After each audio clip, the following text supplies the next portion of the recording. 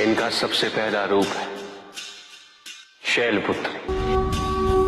शैलपुत्री अर्थात पर्वतराज हिमावन की पुत्री, और इसी कारणवश इन्हें वृषारुधा के नाम से भी जाना जाता है। नवदुर्गा का दूसरा रूप है ब्रह्मचारिणी।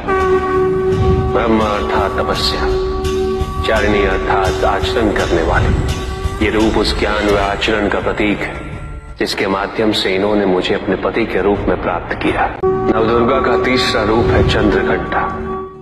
मस्तक पे घंटे के आकार में आधा चंद्र। ये रूप अत्यंत शांतिदायक और कल्याणकारी है। विभिन्न प्रकार के अस्त्र और शस्त्र इनकी 8 भुजाओं में सुसज्जित है।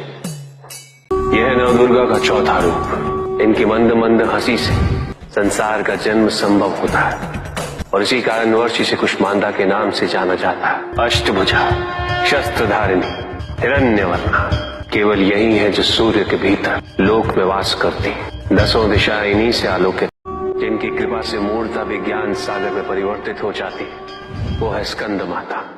नवदुर्गा का 5वां रूप सिंह वाहिनी, और इनकी उपासना द्वारा मोक्ष का मार्ग सुलभ होता है। जिस रूप में इन्होंने महिषासुर का वध किया वो कात्यायनी कहलाता है। इनकी आराधना करने से अर्थ, धर्म, काम और मोक्ष फलों की प्राप्ति होती है। ये रूप कालरात्रि रूप कहलाता है। एक हाथ में लोहे का कांटा और एक में खड़ग, जिनका आशीष शुभों का कर्ता और कारक है। ये अंधकार का विनाश करती हैं। इनकी आराधना करने से असुरी शक्तियां भी भयभीत हो जाती।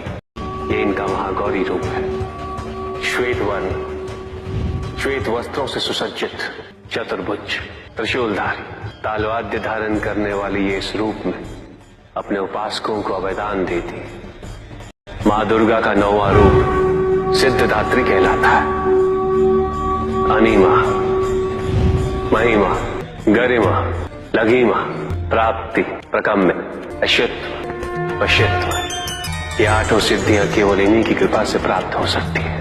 मेरा अर्धनारीश्वर रूप इनके सिद्धदात्री रूप की ही देन है।